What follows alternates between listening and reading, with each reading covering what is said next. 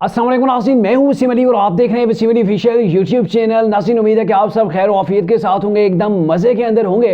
नाज़रीन, आज की जो बड़ी अहम खबर है वो तहरीक इंसाफ के बल्ले का इंतखाबी निशान ही है कि तहरीक इंसाफ से बल्ले का निशान एक बार फिर जो है वो खदशात ऐसे शो हो रहे हैं कि अब बल्ले का निशान एक बार फिर तहरीक इंसाफ के हाथ से खिसकने लगा है, क्योंकि सुप्रीम कोर्ट के अंदर चीफ जस्टिस काजी फायज ईसा ने कुछ ऐसी चीज़ें मांग ली हैं तहरीक इंसाफ से जो मेरे ख्याल में तहरीक इंसाफ जिसके अंदर बुरी तरह फंस गई है। क्या कुछ प्रोसीडिंग हुई इसके ऊपर भी बात करेंगे। और दूसरी जानब इलेक्शन कमीशन के खिलाफ तौहीन इलेक्शन कमीशन लगवाने के लिए तहरीक इंसाफ ने पेशावर हाई कोर्ट के अंदर पिटीशन दायर की थी। उस पिटीशन के ऊपर क्या कुछ बना, सारी की सारी तफसीलात आपके साथ डिस्कस करते हैं। लेकिन उससे पहले मेरी आपसे होगी गुजारिश कि अगर आपने अभी तक हमारे चैनल को सब्सक्राइब नहीं किया तो काइंडली अभी हमारे चैनल को सब्सक्राइब कर लीजिए, बेल आइकन को प्रेस करना मत भूलिएगा।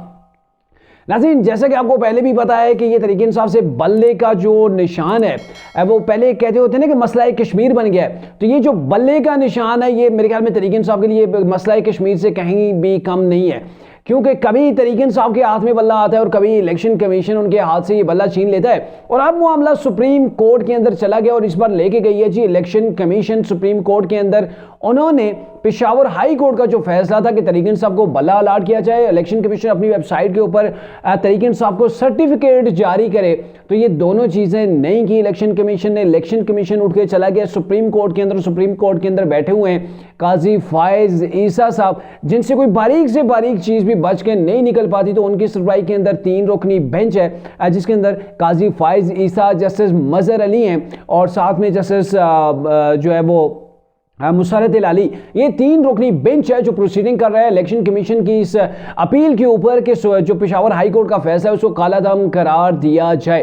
अब आज का जो दिन था जब प्रोसीडिंग शुरू हुई तो तहरीक इंसाफ के वकला सारी की सारी टीम वहाँ पे मौजूद थी। बैरिस्टर अली जफर जो है वो वीडियो लिंक के ऊपर मौजूद थे, आमिद खान वहाँ पे जो वो ज़ाती हैसियत के अंदर वहाँ पे मौजूद थे, बैरिस्टर गौर अली खान जो कि तहरीक इंसाफ के चेयरमैन हैं वो भी वहाँ पे मौजूद थे। तो इन्होंने आर्गूमेंट करना पसंद नहीं किया, क्योंकि चीफ जस्टिस ने कहा जी फिर लें बिस्मिल्लाह करें शुरू करें, तो उन्होंने कहा नहीं जी हमारे पास तैयारी नहीं है। आमिद खान ने कहा कि हमारी तैयारी नहीं है, 3 दिन का वक्त दे दीजिए। तो फिर इसके ऊपर चीफ जस्टिस ने ऐसे रिमार्क्स दिए कि तहरीक इंसाफ के कानों से धुआं निकल गया, जो वहाँ पे वकला बैठे हुए थे उनके गोया पाँव से ज़मीन ही निकल गई, क्योंकि चीफ जस्टिस ने ये रिमार्क्स दिए कि अगर आप चाहते हैं कि आपकी तैयारी नहीं है, 3 रोज़ जो है वो आपको तैयारी के लिए दिए जाएँ तो ठीक है हम आपको तैयारी दे देंगे, लेकिन इस सूरत के अंदर जो पेशावर हाई कोर्ट का फैसला है जिसके अंदर आपको बल्ला इंतखाबी निशान जो वो अलाट किया गया तो फिर उसको भी मुअत्तल करना पड़ेगा, उसको भी सस्पेंड करना पड़ेगा।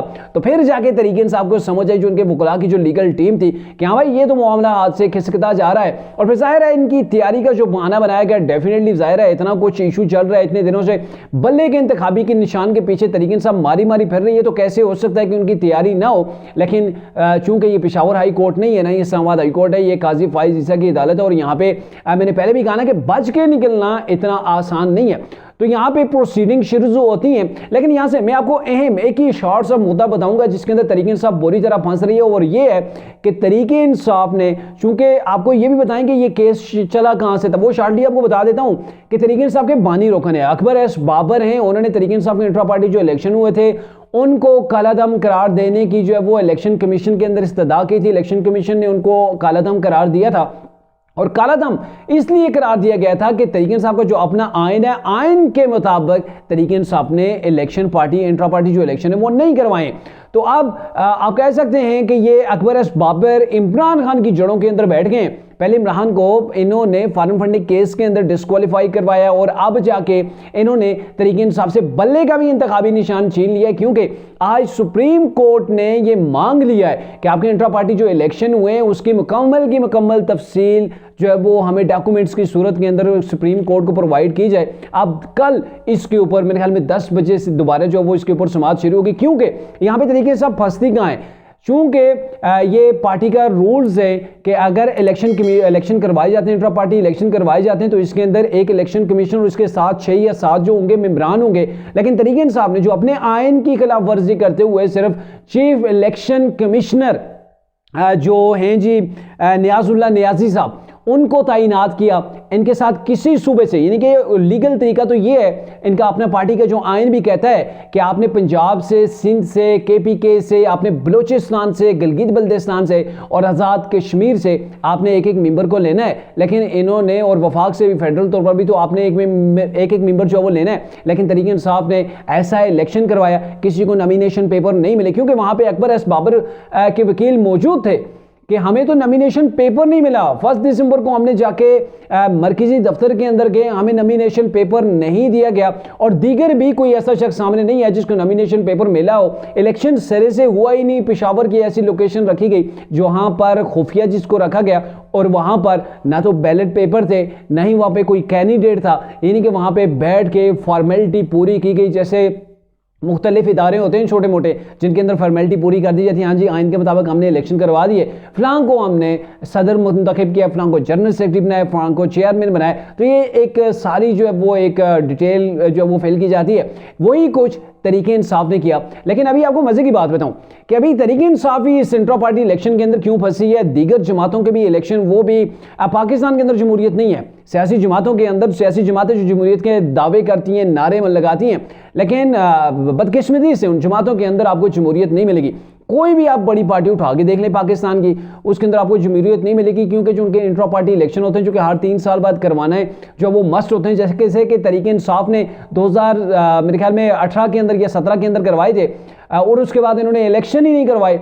2022 के अंदर इन्होंने दोबारा से इलेक्शन करवाने थे, वो भी इन्होंने इलेक्शन नहीं करवाए। अब जाके 23 गुजर गया, 24 आ गया। 24 के अंदर इलेक्शन कमीशन ने इनको 20 दिन का टाइम दिया कि आप इंट्रा पार्टी इलेक्शन जो है वो इलेक्शन रूल एंड रेगुलेशंस के तहत और अपने आइन के मुताबिक करवाएं।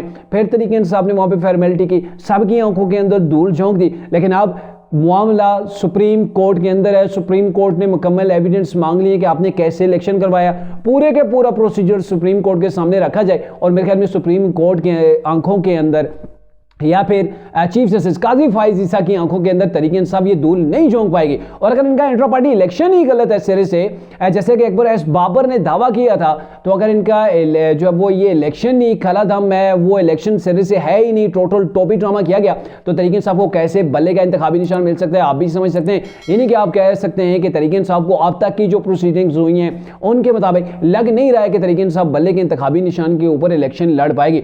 दूसरी जानब इसी केस को लेते हुए जो तरीके इंसाफ है पेशावर हाई कोर्ट के अंदर पहुंच गई है कि इलेक्शन कमीशन ने ना तो वेबसाइट के ऊपर अपडेट किया कि तरीके इंसाफ को सर्टिफिकेट जारी किया कि इन्होंने इंट्रा पार्टी इलेक्शन करवाए हुए हैं और ये रजिस्टर्ड पार्टीज है। इंट्रा पार्टी इलेक्शन आपके नहीं है, आप डिस्क्वालीफाइड हो गए, आपकी जमात सिरे से रही नहीं है। जब जमात होती है उसको टिकट जो है वो अलाट किया जाता है। और दूसरी जानब जो सुप्रीम कोर्ट ने आज कहा था कि आपको 3 दिन अगर चाहिए तैयारी करने के लिए, तो आपको पता है 3 दिन के अंदर अंदर इलेक्शन कमिश्नर टिकट्स अलाट करने, तो वहां से भी तरीके इंसाफ के हाथ से गेम जो है वो जाती हुई नजर आ रही थी। तो अब ये है कि तरीके इंसाफ ने उठ के वहां पे एप्लीकेशन दायर कर दी कि इलेक्शन कमीशन ने ये सारी चीजें नहीं की, हमें बैट का निशान लाट नहीं किया, तो क्यों ना उसके खिलाफ तौहीन इलेक्शन किया जाए, तौहीन जो है वो अदालत किया जाए, तौहीन अदालत उसके ऊपर लगनी चाहिए क्योंकि उसने हुक्म नहीं माना। और कैसे हुक्म माने, उसने ऑलरेडी जाके अपील कर दी है सुप्रीम कोर्ट के अंदर, और सुप्रीम कोर्ट का जब तक फैसला नहीं आ जाता तब तक तो मेरे ख्याल में पेशावर हाई कोर्ट भी कुछ करने से कासिर है। लेकिन पेशावर हाई कोर्ट ने नोटिस जारी कर दिए हैं इलेक्शन कमीशन को, 16 जनवरी को तहरीरी तौर पर जवाब दाखिल कराने का हुक्म दे दिया गया है। अब देखते हैं कि इलेक्शन कमीशन क्या तहरीरी तौर पर जो है वो जवाब जमा कराता है। मे भी वो कहेगा कि मामलात सुप्रीम कोर्ट के अंदर पेंडेंगे, सुप्रीम कोर्ट का फैसला आ जाएगा तो फिर हम सारी चीज़ें कर लेंगे। लेकिन फिलहाल जाहिर है वो हाई कोर्ट है, ये सुप्रीम कोर्ट है, तो यहाँ से भी मेरे ख्याल में तरीके इंसाफ की दाल गलने वाली नहीं है। और तरीके इंसाफ से जो बैट का निशान है वो लग यूँ रहा है कि एक बार फिर से तरीके इंसाफ के हाथ से खिसक गया। और अगर बैट का निशान तरीके इंसाफ हार जाती है, उसको सेव नहीं कर पाती, तो आप अंदाजा लगा लें कि इलेक्शन के अंदर तरीके इंसाफ के साथ होगा क्या। कैसे तरीके इंसाफ अपने जो उनके कैंडिडेट्स हैं पब्लिक के अंदर मुतारफ कराएगी, कौन सा इंतखाबी निशान किस इनके कैंडिडेट का है। और दूसरी जानब वही सबसे बड़ी खिचड़ी कि तरीके इंसाफ के हर हल्के से 10-10 लोग जो है वो उम्मीदवार के तौर पर सामने खड़े हैं। वो सब इलेक्शन कंटेस्ट कर रहे हैं, हर कोई कहेगा कि मैं कप्तान का जो है वो ऑफिशियली जो है वो कैंडिडेट हूँ। ये अलग बात है कि मुझे बल्ला अलाट नहीं हुआ क्योंकि किसी को भी नहीं हो रहा। तो ये सारी चीज़ें होंगी। मेरे ख्याल में इस चीज़ को भी क्लियर करने के लिए इमरान खान की AI टेक्नोलॉजी के जरिए से एक स्पीच तैयार करवाई जा रही है और स्पीच के अंदर ये जो है वो नाम्स वगैरह मेरे ख्याल में एक पूरी लिस्ट जो है वो सामने लाई जाएगी कि फलां हल्के से हमारे फलां जो है वो कैंडिडेट्स हैं, आपने हमारे इन कैंडिडेट्स को सपोर्ट करनी है। तो ये मेरे ख्याल में तरीके इंसाफ का अगला लाए अमल होगा।